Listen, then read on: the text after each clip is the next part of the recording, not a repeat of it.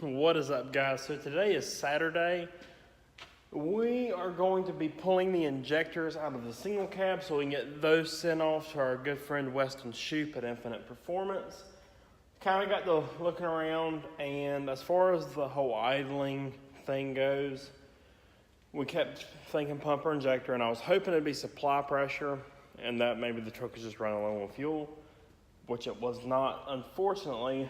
So kind of pulled dipstick, checked it, and it's making oil. So when I say making oil, I mean basically it's being diluted by fuel. So we have a hung injector or two or who knows what. So now we need to get them sent off, sent out to him so we can get them back in time to hopefully make Rudy's. If we can get a hold of him early enough, he say, hey, it's not the injectors, you're good to go. And it is the pump. I do have a Ferrell 13 millimeter that was supposed to be going on another engine.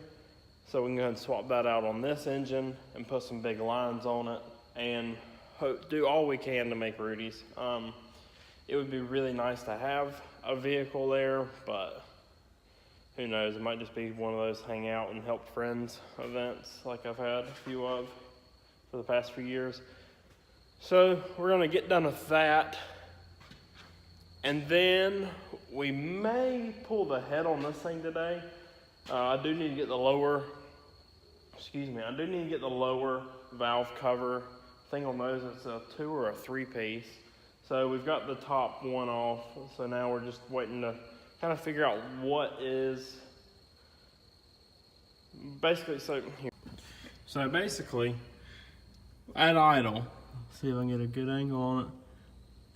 There's something coming in right behind the idler pulley, and it's splashing up. It's in real small amounts, so we're not sure if it is the valve cover gasket, which it should not be because there currently is no top piece on it, or it pushed the gasket out and lifted the head.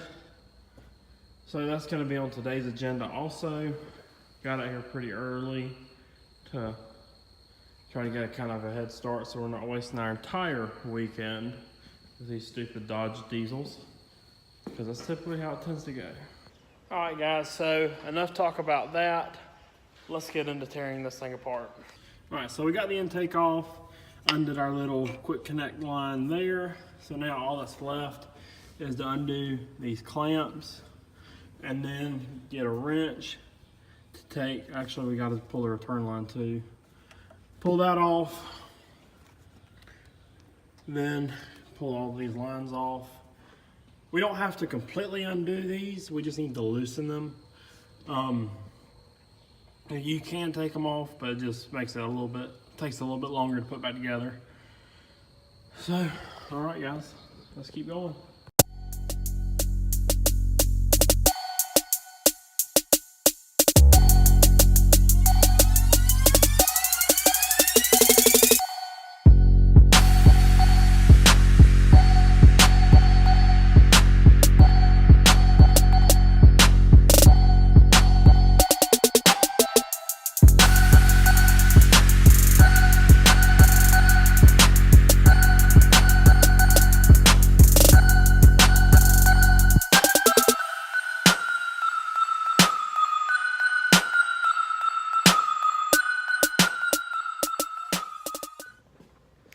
So we got the feed lines or injection lines off. Now all we got left is to undo the return line, which if I remember correctly is just an 8 millimeter bolt on each injector. And we got, I want to say there's 2 10 millimeter hold downs. There's one over here. I know for a fact there's one on the back of the intake side. And there's one, I can't remember where the other one is offhand. Get that out, then all we got to do is find a deep well socket. Can't remember the size for the injector hold down offhand. Get that done, get the injectors pulled up, and then we can just kind of do a visual inspection. But there's only so much we can actually see with the naked eye. One thing I did notice is the injection lines 1, 2, and 3 almost felt like they were in a bind. So not real sure what caused that. Maybe it's just clamp location. I didn't have them loose enough. Who knows? Maybe, I don't know. But we'll see if we can change some things whenever we put it back together. But for now, we're going to try to get back on this so we can knock this out and actually enjoy some of our weekend. And then maybe, allegedly, Justin's supposed to be coming over to inspect that truck to kind of give his opinion and see what he thinks wrong with that one. So I am contemplating actually taking off this Banks twin ram and getting it powder coated along with the compressor cover on the 80. If any of you guys have a big single setup for a 12 valve, like a 72 or a 75, and a gated steed speed, and you'd like to trade, let me know. I really want to go back to a big single, something I can feel comfortable spraying nitrous to. I just don't really trust that little 300 frame on the manifold to handle anything. But who knows? Might put a 467 on it and sell that little 362. Who knows? But we'll figure that out. For now, though, before I get much farther, I am going to go ahead and get some shop rags and kind of stuff down in the intake. That way nothing falls in, like a injector return line bolt.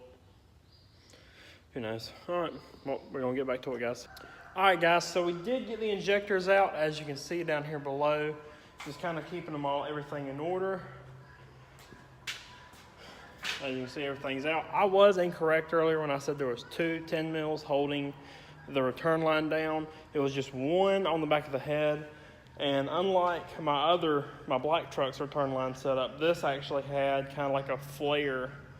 Kind of like, you know how you flare the end of a brake line and you have the nut on the back side of it? This one has the same setup. My other one has kind of just like an AN line slid over it and with a worm clamp.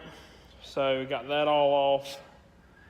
Everything out. Was able to use a breaker bar. I typically just use a ratchet, but this breaker bar actually made life a lot easier than normal and really helped to get. I've always kind of fought number 1 injector because of this kind of little hoist mount, but actually I had to use a wrench on the return line and definitely did not contemplate getting the gas axe out, heating that hoist mount up and bending it out of the way. So it definitely did not cross my mind. But for any of you wondering, it was a 15/16 on the injector hold down nuts. It was a 10 mil on the return line, 10 mil holding the back end down, an 11 millimeter nut on the flare. And where did I have I can't recall. Oh, it was 3/4 for the injection line nuts on either side. So got all that torn apart. Now going to run these injectors out to FedEx so we can get them out to Weston as soon as we can. I did notice something a little weird about number 6, but I'm not going to say it until he can confirm or deny what I'm thinking. So just need to, before I do leave, I am going to have to find something to plug these holes up. Hopefully Justin has a boroscope. I want to check these pistons out, see if they are indeed the marine style bowls. So basically no matter what, we are going to have Weston change those out, the injectors. They are, I've already said the brand, so I'm not going to reiterate it, and I don't want this to be taken as defamation of character, but those are a Chinese nozzle. So we're going to have Weston at the very least put a genuine Bosch nozzle on and maybe see what he says, what size they are, and maybe go up a size, maybe stay where we're at, just kind of figuring all that out. So we're going to wait for him to get these. I am going to 2-day these out to him, so there is a possible chance of us actually getting these back in time for Rudy's. So thank God for a FedEx account. Saved me a little bit of money anyway. So, all right, guys, we'll catch up with you in a little bit. All right, guys, so got the injectors for the single cab shipped out. Kind of got back after got some food in me. Got into this truck and so put the battery charger on it. Went to kind of just fire it up, not fire it up, just kind of turn it over. And got to asking a buddy of mine, saying, hey, is there a freeze plug or something behind this one pulley? He said, yes, there is. It's common. I said, is it common to blow out? He said, yes, it is. I said, okay. He said, if you put a new one back in it and then immediately starts doing it again, start checking for a cracked block. Well, we started turning it over, and every time a cylinder would fire, or basically a compression stroke, it would go, pfft. Here, I'll add a little video in here. All right, go ahead.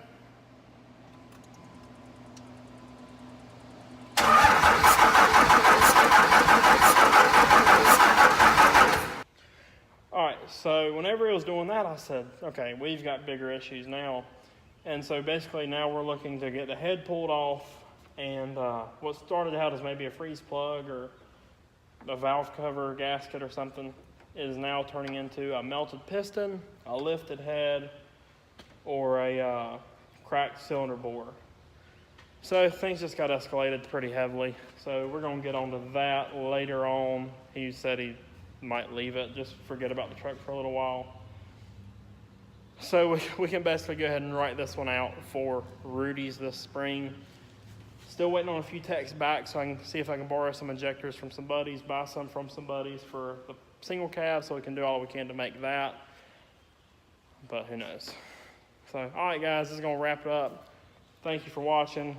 Subscribe if you want to. Comment with any questions or opinions on anything. So, all right, thank you, guys.